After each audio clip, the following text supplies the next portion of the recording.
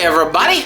My friend Dieter got a cute little deer this season, and he has passed a large chunk of it on over to me and given me free reindeer over what to make with it. So today I am turning Dieter's dainty deer into these beautiful Polish hunter sausages. I'm making this venison Kabanosy that everyone's gonna love. So let's get started.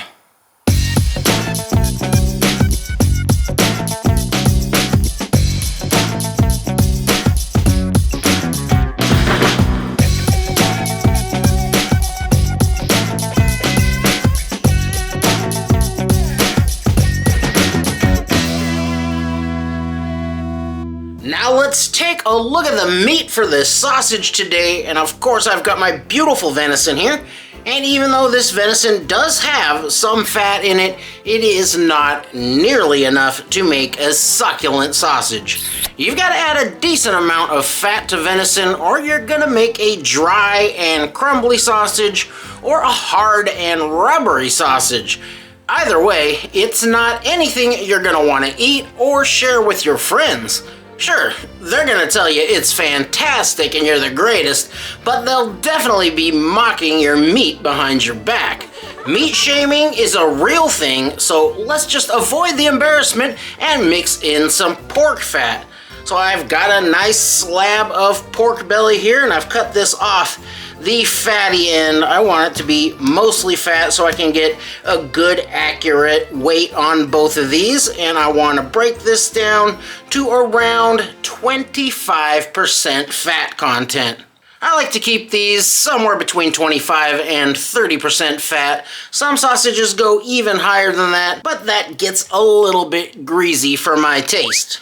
So my deer's all chunked up and ready to grind. It's even partially frozen.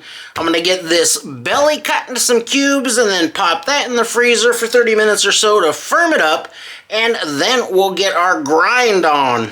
And today I'm gonna be doing multiple grind sizes. I'm gonna run the fat and a portion of the meat through this little tiny 3mm grinding plate. A lot of times I want to see those little pearls of fat floating around in my sausage, but on this one I want to grind them down pretty small, not quite emulsified, but very fine. That might even take a double grind. And after I get the fat and just a little bit of the meat down into that really fine grind, I'll move up to this 6mm plate for some chunkier bits of meat, and that's all going to be lean meat. And finally, I'll do a portion through this big old 10mm plate, and that'll give me some nice chunky bits to chew on. So let me get this hacked up and chilled out, and then we'll wake up Gnarls and tear through this meat.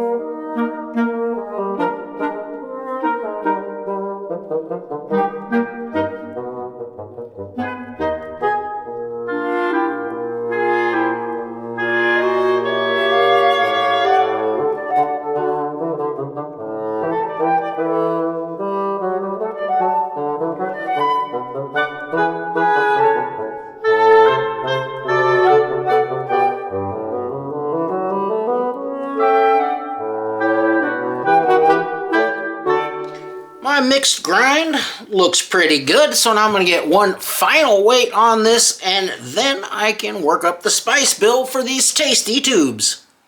Most places around the world where hunting is a thing, you're going to find a hunter's sausage, so expect more recipes from me in the future. For this one, I've decided to go with a Polish sausage called Kabanosy. So I've looked over a few recipes and taken what I like best from each of them for the recipe today. Now, let's take a look at the seasoning for this pole. Of course, I've got some salt. This one has just a little bit of sugar. It's such a small amount, I'm curious even if I'll notice it at all. I've got my cure, that is pink cure number 1. And for the flavorings today, I've got pepper, and I like to use white pepper, so that's what I'm using. Black pepper is probably more traditional here, so use whatever you like. I've got some nutmeg, and I've got some caraway this time, which is not something I've used a lot of, so I'm also interested to see how that tastes. And here is some celery seed. And I've got some water for mixing. I'm going to be using a little more water than I do sometimes today because I'm going to be using sheep casings, which are much narrower than hog casings, so a little extra water is going to help that get through my stuffer. And it'll also keep the sausages nice and moist. And I'm not using any binder today. So I'm going to grate the nutmeg, and then I'll grind these other spices in my coffee grinder, and I'll use those ground spices for the measurements in the 5-pound recipe. Now keep in mind that even though the weights on some of these are the same, those volumetric spoon type measurements may be different because once you grind these, some of them are going to be a little more fluffier and some are going to be a little dense. So if those numbers aren't exactly the same, that's the reason why. And that is another good reason for weighing all of your ingredients. And once I get everything ground down, then we will stir up all of these dry ingredients and then mix up this sausage.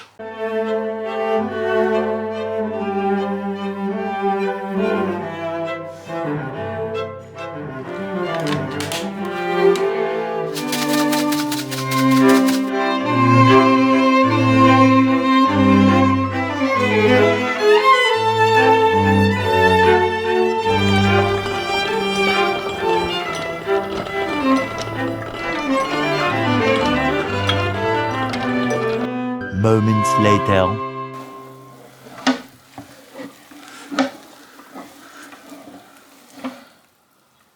That's starting to look pretty good. Now whether you're using a machine or mixing it by hand, you want to give it a good long mix. You're going to start to feel your meat stiffen up. And it's going to get this nice shaggy look to it and become very sticky.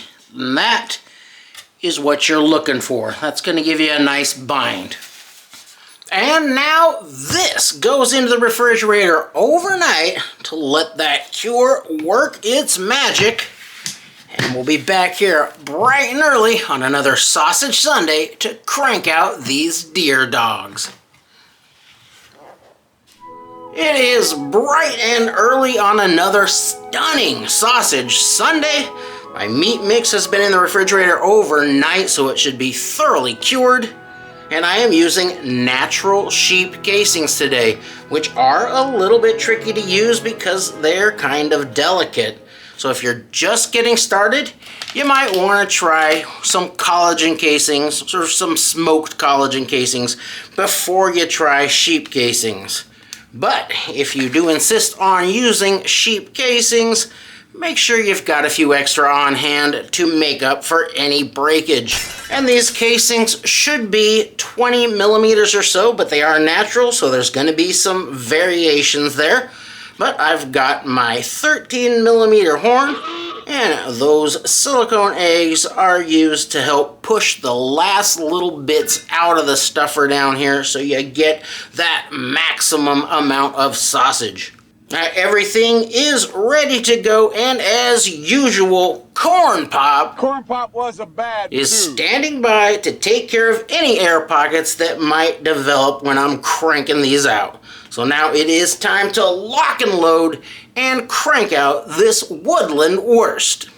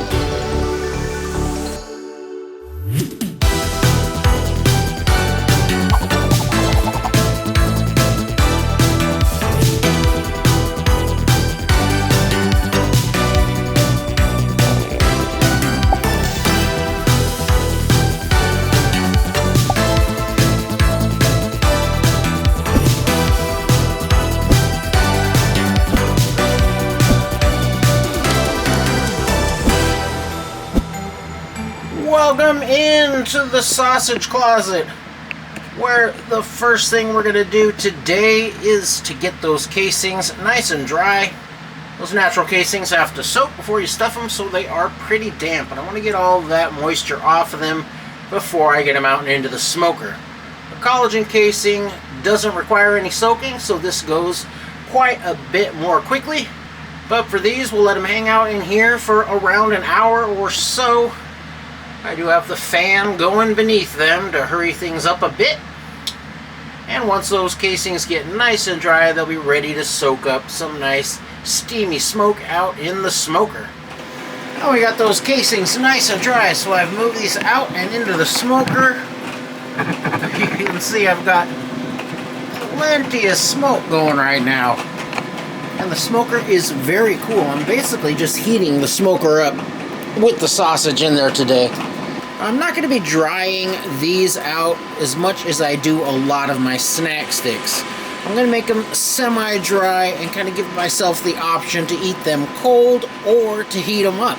And that is part of the reason why I'm starting them in a cold smoker, because that'll give them just a little extra time to soak up some smoke without drying them out too much. And they're a fairly small stick, so a little bit of smoke will go a long ways. So we'll be running a fairly short smoke time on these. I'll give them this period when the smoker comes up to temp, and that temp's going to be about 130 Fahrenheit. And then I'm going to let them sit there for about an hour, and then I'll raise it right up to 150 degrees Fahrenheit and let them smoke there just to dry out a little bit, maybe another hour. And at that point, I will raise the smoker up to around 180 and finish cooking these off to an internal temperature of 155 degrees Fahrenheit. And I will be monitoring my temperatures with this Chef's Temp Pro Temp S1. Not a sponsor, but it is a handy little add-on for basic smokers that's going to allow you to monitor the smoker temperature and up to 4 internal meat probes through Bluetooth, so I can carry about my business and not have to babysit the smoker as much. My low temperature smoke time is over, so now I'm going to start to warm these up. I'm going to raise this thing up to 150 degrees Fahrenheit, and I'll let them go there until they start to look about how I want them to be. And this is where you have a lot of leeway to decide how dry you want your sausage. And like I said earlier, I'm not going for a very dry sausage, so I'll bring this temperature up and then let it ride there for about an hour and check on them. Might go up to 2 hours, but we'll just have to wait and see.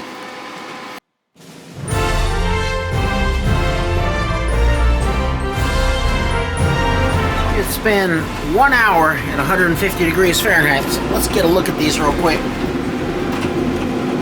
Looking good. They got some real good color. They're just barely starting to firm up right now.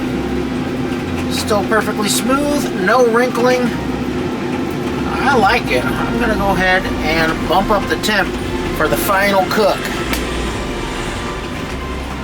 So I'll go get a temperature probe and stick it down into one of those, and then I'm going to turn this up to right around 180 degrees Fahrenheit, and I'll get those cooked as quickly as I can up to that internal temperature of 155 degrees.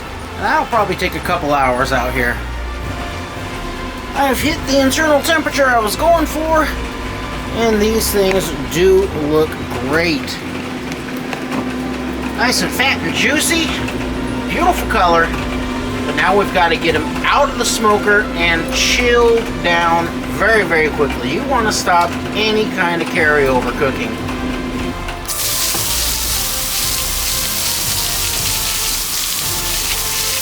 You could dunk these things in an ice bath for a few minutes. But it is winter time out here, and this hose water is icy cold. So it's going to work out just fine. I'll just spray these down for a minute or two. Get them cool down. It won't take long to get these little guys cooled down, and then We'll hang them up to dry for one last time. One last hang here in the sausage closet, and let me tell you, these things look perfect. They came out just how I wanted them. Nice and plump and smooth. Pretty nice firmness, but not a hard sausage at all. I think these are going to be incredible. So we'll just leave them in here over the fan to dry out. I'll probably actually leave them in here overnight just to crisp that casing up a little bit. And we'll try these guys out in the morning.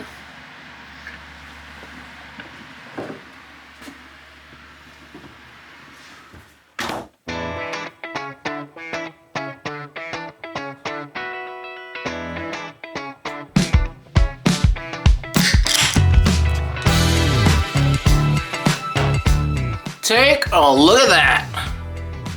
That has got some great color and a nice tight casing. It's not too wrinkled up, so that shows that they're not overly dried. Let's take a look at the grain.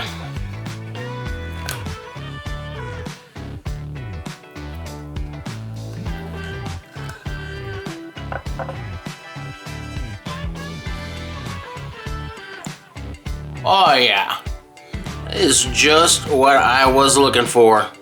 Nice chunky bits of meat there, sort of suspended in the finer stuff. That looks perfect, and it smells great too. Of course, what really matters is the taste. Check out that bite.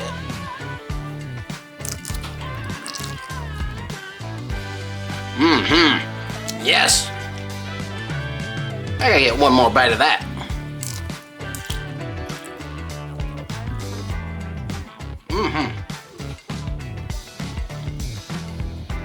That natural casing has a nice little snap to it. It's not the power pop that you can get with a collagen casing, but a good crisp crack. The texture is excellent. Those large meaty chunks in there work really well for me, but with flavor like this, you could use any grind and have a superb sausage stick. As with many of my favorites, the flavor of this sausage is simple and distinct. All the spices work well together and don't override one another. This is actually the second batch of these that I made this week. The first batch was very good, but it wasn't definitive enough to present the recipe on the channel. It was very light on seasoning, so it was hard to classify as anything but a good smoked sausage. And since experimenting with spices and creating your own recipes is the beauty of making your own, I went back and amped up all the spices, and now I am very happy with this flavor.